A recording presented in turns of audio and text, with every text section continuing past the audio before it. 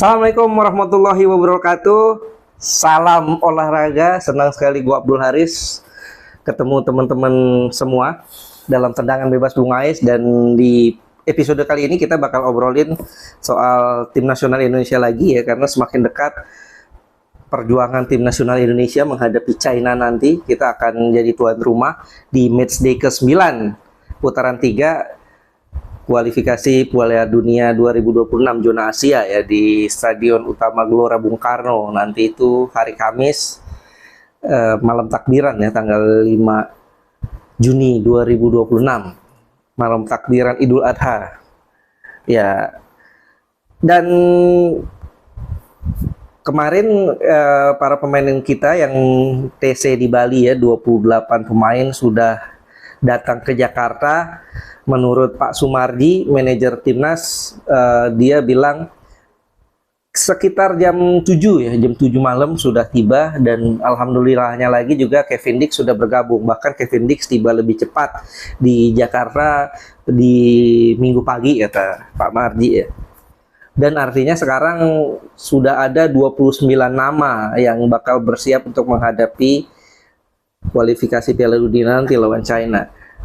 Tinggal satu nama yang belum datang, Martin Paes. Tapi ya Martin Paes ini kan dia baru saja bela FC Dallas ya timnya. Dan juga dia di laga menghadapi China kan absen karena akumulasi kartu kuning bersama dengan Marcelino Ferdinand. Nah, sayangnya memang dari 32 nama yang dipanggil, 2 nama ini batal gabung. Sandy Walsh karena cedera ya di Yokohama Marinos, kemudian juga ada Eliano Reinders, dia terpaksa batal tampil karena istrinya baru saja melahirkan ya. Ini bapak siaga ya, suami siaga. It's okay, nggak apa-apa. Artinya dengan 2 absen ini berarti kita ada 5 orang yang dipastikan tidak bisa tampil lawan China ya. Cukup banyak ya, karena sebelumnya Ragnar Oratmangun sudah nggak dipanggil karena virus ya. Kemudian juga ada Marcelino Ferdinand, ada Martin Paes yang dipastikan absen karena akumulasi kartu. 5 orang. Ini ya cukup banyak, tapi nggak perlu khawatir karena kita punya kedalaman squad yang cukup tebal ya, sehingga 5 nama itu bisa digantikan dengan pemain-pemain yang kualitasnya nggak kalah. Dan dengan komposisi seperti ini memang cukup bikin tenang juga sih buat kita, karena beberapa nama yang dipanggil juga kan posisinya ini sama untuk bisa mengisi posisi yang ditinggalkan. Misalnya di posisi depannya Stefano Lillipali kembali dipanggil itu untuk menutupi kehilangan Ragnar Oratmangun. Ada juga Yakub Sayuri, dan di kanan itu Asnawi Mangkualam juga kembali dipanggil kemarin ya, sehingga dengan absennya Sandy Walsh dan juga Eliano Reinders ini tidak terlalu bermasalah. Oke, sekarang yang jadi perhatian kita bagaimana kita lawan China nanti ya. Ini pertandingan yang bisa dibilang do or die, wajib menang kita. Karena kita sekarang ada di posisi ke-4 dengan poin 9, unggul 3 angka atas Bahrain yang ada di posisi 5, kemudian China di posisi terbawah di peringkat 6 dengan poin 6 juga. Kita tertinggal 1 poin, ini Arab Saudi di peringkat 3 dengan 10, dan Arab Saudi, di atas Arab Saudi itu ada Australia dengan 13 poin. Nah, dan Jepang sudah lolos di puncak klasemen 20 poin. Kalau kita mau lolos langsung agak berat, karena kita harus kejar 4 poin yang dimiliki oleh Australia. Australia berarti kan harus kalah tuh lawan Jepang dan lawan Arab Saudi. Nah, kalau Arab Saudi yang menang kan berarti kita persaingan itu lawan Arab Saudi. Kalau Arab Saudi menang di laga lawan Australia, kemudian di laga berikutnya mereka kalah, sementara kita menang ya, kans untuk lolos ke lolos langsung masih terbuka ya. Australia kalah 2 kali, Arab Saudi hanya menang sekali, sekalinya lagi mereka kalah, dan kita menang 2 kali lawan China dan Jepang. Masih bisa lolos secara matematika, tapi kan ini sulit karena lawan China aja kita sulit ya. Artinya belum pasti bisa menang, tapi mudah-mudahan bisa lah. Nah, apalagi lawan Jepang, meskipun Jepang menurunkan pemain-pemain lapis kedua, kita butuh effort ekstra lah untuk bisa menang lawan Jepang di Suita City Football Stadium nanti di Osaka ya. Karena biarpun pakai lapis kedua, Jepang adalah Jepang, tetap Jepang, dan mereka main di kandang sendiri, tentu mereka nggak mau kalah untuk bisa menjaga pride mereka. Nah, yang paling masuk akal artinya kita perlu menang lawan China untuk jaga asal lolos ke putaran 4. Nah, ini paling masuk akal karena China secara kualitas permainan kita nggak kalah ya.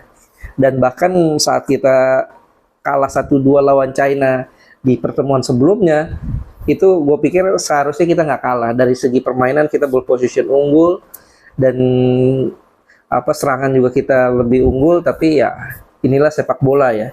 Yang menguasai ball position belum tentu menang. Nah, pelajaran apa yang bisa kita petik dari lawan China di pertemuan sebelumnya? Saat itu kita bisa lihat China main di kandang sendiri, tapi justru mereka bermain dengan pertahanan yang sangat-sangat dalam, low block sekali, dan mereka membuat serangan-serangan Indonesia sulit sekali untuk bisa menembusnya ya. Kemudian mereka punya serangan balik, counter attack yang sangat cepat. Saat mereka dapat bola, mereka langsung bisa menerapkan umpan panjang ke depan. Sementara di pertandingan itu Indonesia memainkan high defensive line. Saat itu masih di tangan Sintayong ya. 3 back, yakni J.I. Jazz, kemudian ada Mes Hilgers ya. Satu lagi gue lupa ya, apakah Calvin Ferrero mungkin ya. Nah, 3 back itu kita tereksploitasi ya. China bisa mengirimkan bola umpan panjang ke belakang kepala para pemain Indonesia. Ini yang membuat gol kedua China terjadi. Dan gol pertama China kan terjadi karena Sein Patilama saat itu menganggap bola akan out, tapi bisa dicuri oleh pemain China dan akhirnya jadi gol. Ini yang jadi pelajaran buat kita, jangan sampai hal-hal tersebut terulang kembali. Jangan overconfidence. Nah, lawan China di kandang China saja mereka main defense dengan low block, dengan pertahanan yang sangat-sangat dalam, apalagi mereka main away di GBK. Ini yang patut diantisipasi oleh Patrick Kluivert. Jangan sampai kita kasusnya sama seperti saat lawan China dan juga saat lawan Australia. Lawan Australia kita tuh di 10 menit awal begitu menguasai permainan, tapi dengan high defensive line yang cukup beresiko, akhirnya kita kecolongan sehingga kalah dengan cukup banyak gol ya, 5 gol ke gawang Martin Paes saat itu. Nah, ini yang harus diantisipasi oleh Patrick Kluivert. Tapi yang perlu dicermati di 2 pertandingan itu, saat kita kalah dengan counter attack seperti itu, kita belum memiliki Sein Patinama di 11 utama. Belum memiliki Joy Pelupesi, seorang gelandang bertahan. Dan sekarang kita punya Joy Pelupesi, dia main sangat baik lawan Bahrain, bisa menjadi penyaring serangan-serangan lawan sehingga tidak ketemu langsung dengan 3 back kita. Ini yang cukup menarik ya buat kita, apalagi kalau kita nilai dengan kehadiran Joy Pelupesi, mudah-mudahan lini tengah kita jadi lebih aman sehingga Tom Hai bisa lebih berkreasi mengirimkan umpan-umpan manja ke lini depan, lini serang. Oke, lah kemudian kira-kira bagaimana pola main yang bakal diterapkan oleh Patrick Kluivert menghadapi China nanti? Gue pikir Patrick Kluivert gue berharap ya, tidak akan mengubah the winning team dengan pola 3-4-2-1 saat menghadapi Bahrain. Itu pola the best sih menurut gue.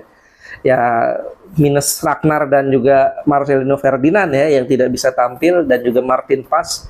Artinya di belakang Martin Paes absen, kita masih punya Emil Audero yang bisa melakoni debutnya. Ya, Emil ini juga kiper berkualitas ya, dia punya pengalaman main di Eropa. dan diharapkan bisa menampilkan kualitas terbaiknya saat debut bersama tim nasional Indonesia, karena ini laga penting. Kemudian tiga di belakang. Nah ya, tiga di belakang ini yang menurut gue paling rumit, paling dilematis. Kalau bicara don't change the winning team, tentu di belakang ini J.I. Jazz, Rizky Ridho, dan Justin Hubner. Ini tiga pemain yang sudah sangat klop, soliditasnya bagus, chemistry-nya bagus karena sudah bermain cukup lama bersama ya.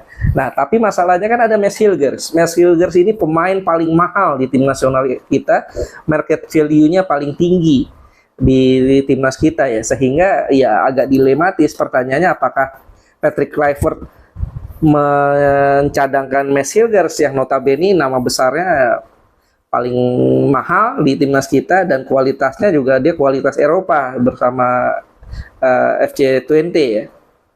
Ini menarik. Kalau feeling gue tentu Patrick Kluivert akan tetap memainkan Mads Hilgers, meskipun Mads Hilgers ini dari 3 kali tampil ya dia itu bersama timnas kita ya, 3 kali tampil dan 3-3-nya belum pernah menang. Debutnya lawan Bahrain, Indonesia imbang 2-2. Kemudian debut lawan Bahrain di pertemuan pertama ya, di Bahrain di Manama, itu Indonesia imbang 2-2 lawan Bahrain. Dan lawan China dia main setengah babak, Indonesia kebobolan 2 gol. Kemudian pertandingan ketiganya lawan Australia, Indonesia kebobolan 5 gol. Belum pernah menang. 1 kali seri, 2 kali kalah. Nah, sementara terakhir lawan Bahrain dengan trio J.I. Jazz, Justin Hubner, dan Rizky Ridho, kita tampil lebih solid. Nah, ini yang menarik. Tapi ya sekali lagi, saat Mads Hilgers main di 3 pertandingan tadi yang gue bilang, kita masih belum memiliki seorang Joey Pelupessy, sehingga langsung serangan-serangan itu jatuh ke 3 back belakang kita. Nah, sekarang ada Joey Pelupessy, ada yang penyaringnya. Mudah-mudahan peran dan kerja dari Mads Hilgers lebih mudah ya, sehingga dia bisa menampilkan performa terbaiknya. Feeling gue Mads Hilgers akan tetap main sebagai starter, sehingga 3 di belakang itu adalah J.I. Jazz, kemudian Mads Hilgers, dan satu lagi ya ini antara Rizky Ridho dan Justin Hubner. Nanti siapa yang dipilih? Kalau gue lebih pilih Rizky Ridho karena dia menit bermain bersama klubnya lebih tinggi ketimbang Justin Hubner ya. Nah, 3 orang ini diharapkan bisa menjaga pertahanan dengan sangat solid. Kemudian di tengah ya no debat ya, Joey Pelupessy dan Tom Hai. Ini 2 terbaik yang kita miliki saat ini. Ya, Joey Pelupessy tugasnya menyaring, menyortir serangan-serangan sehingga tidak masuk ke daerah pertahanan kita, dan Tom Hai jadi bisa lebih leluasa untuk bisa mengirim umpan-umpan manis ke lini depan seperti yang dia lakukan saat kirim umpan kepada Marcelino Ferdinand lawan Bahrain yang berujung gol yang dicetak oleh Romeni. Kemudian di back sayap ya ada Kevin Dix yang datang dengan kondisi fit. Ya ini alhamdulillah ya, karena sebelumnya kan dikhawatirkan dia absen lawan China dan Jepang karena saat itu dia mengalami cedera dan diperkirakan dia bakal absen hingga akhir musim, tidak bisa main lagi, dan ternyata dia tampil dengan cukup baik di pertandingan terakhir di Piala Denmark ya, membawa FC Copenhagen juara. Double winners FC Copenhagen, juara Liga Denmark dan juara Piala Denmark. Ya mudah-mudahan ini akan membuat Kevin Dix semakin termotivasi, semakin percaya diri, dan efeknya bagus buat tim nasional Indonesia. Dan di back sayap kiri ya no debat ada Calvin Verdonk, pemain yang paling konsisten di tim kita. Oke, tadi udah 3, 4. Nah, 2-nya ini menarik. Tidak ada Ragnar, tidak ada Marcelino di belakang striker ya. Siapa yang dimainkan? Kita punya banyak. Punya Yakob Sayuri, punya Egy Maulana Fikri, punya Stefano Lillipali juga yang kembali dipanggil, punya Ricky Kambuaya, dan Beckham Putra juga dipanggil menggantikan Septian Bagaskara ya. Artinya ada 5 nama yang layak lah dimainkan. Tapi kalau gue boleh pilih, gue akan pilih Ricky Kambuaya dan Egy Maulana Fikri. Dua-duanya ini dalam top perform ya bersama klubnya masing-masing, Dewa United, dan mereka sering memainkan peran itu dengan sangat baik di Dewa United. Artinya chemistry-nya udah dapet Egy dan Ricky Kambuaya. Ya mudah-mudahan dia bisa menularkannya di tim nasional Indonesia. Apalagi dia juga berdua ini sudah cukup lama bersama-sama main di tim nasional Indonesia. Ya, feeling gue dua nama ini, Egy dan juga Ricky Kambuaya. Ricky Kambuaya memang main sebagai pengganti saat lawan Bahrain, hanya 15 menit main tapi dia beri perubahan berarti. 15 menit dia tampilkan penampilan ciamik, termasuk saat dia umpan dengan kaki luar ya, kura-kura luar ke Eliano Reinders saat lawan Bahrain, tapi sayang nggak masuk ya.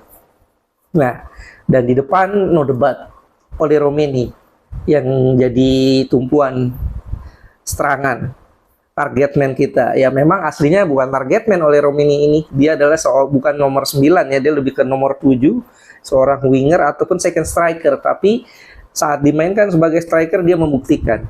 2 gol sudah dicetak oleh Romeni bersama timnas Indonesia dari 2 pertandingan. Debut lawan Australia cetak 1 gol, lawan Bahrain 1 gol. Artinya memang ini pemain yang kita butuhkan. Lalu siapa yang bakal dicoret? Nah, ini menarik. Sekarang kan artinya kalau Martin Paes datang, kita total punya 30 nama pemain.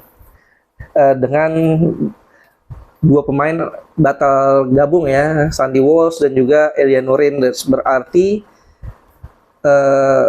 akan ada 7 nama yang akan dicoret karena hanya 23 nama yang bisa didaftarkan untuk lawan China. 2 nama sudah pasti, Martin Paes dan Marcelino Ferdinand, karena mereka nggak bisa main lawan China. Berarti tinggal 5 nama lagi. Ini menarik ya, 5 nama ini siapa kira-kira yang bakal tercoret? Kalau feeling gue yang paling rawan tercoret adalah Pratama Arhan.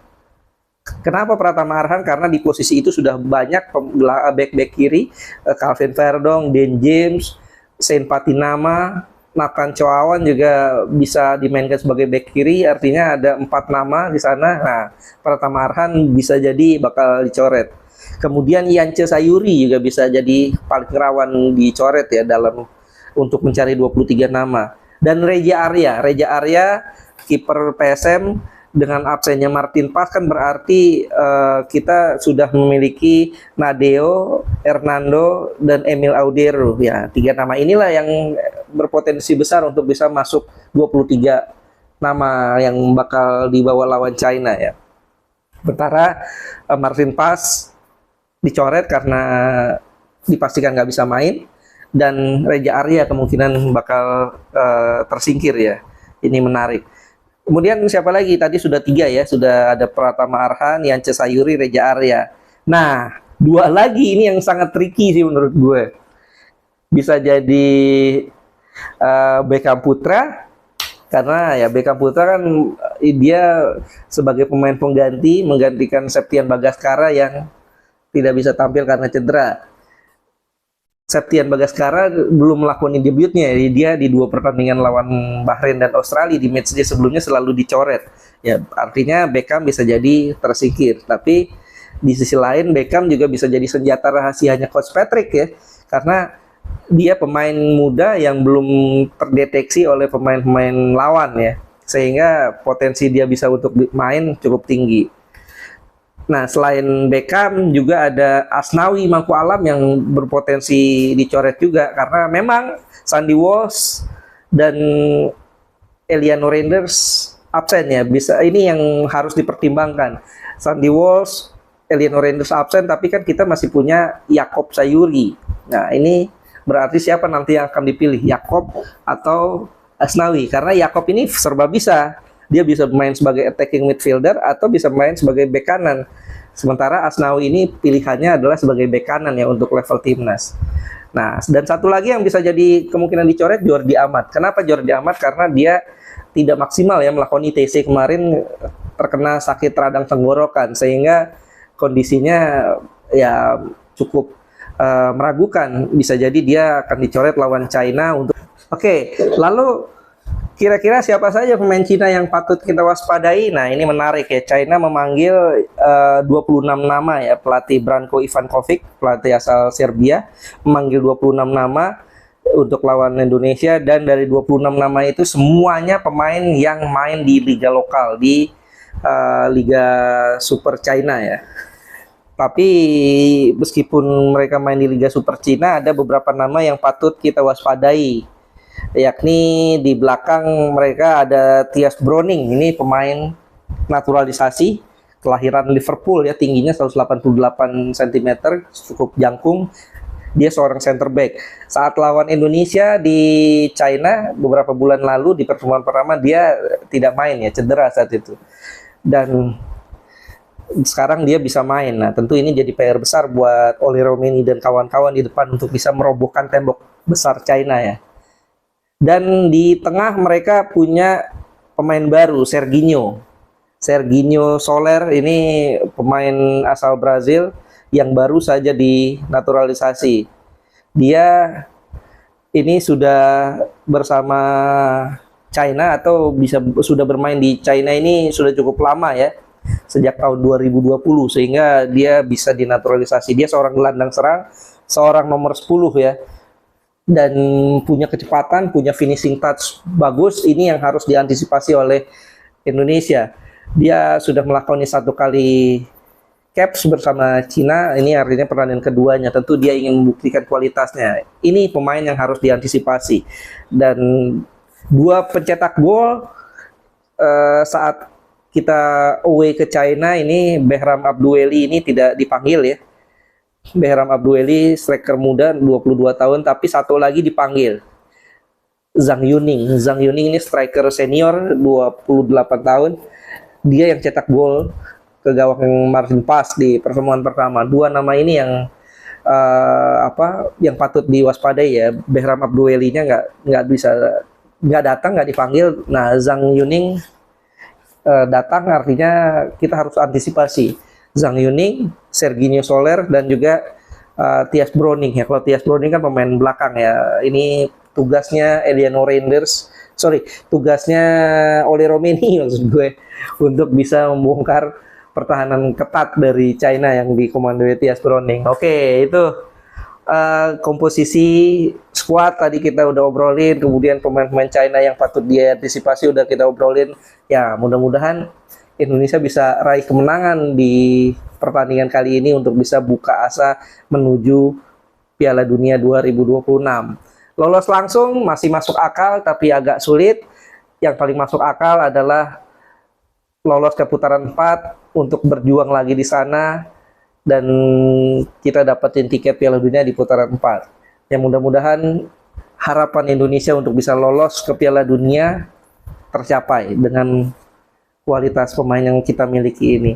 Oke, segitu aja menurut gue obrolan kita kali ini.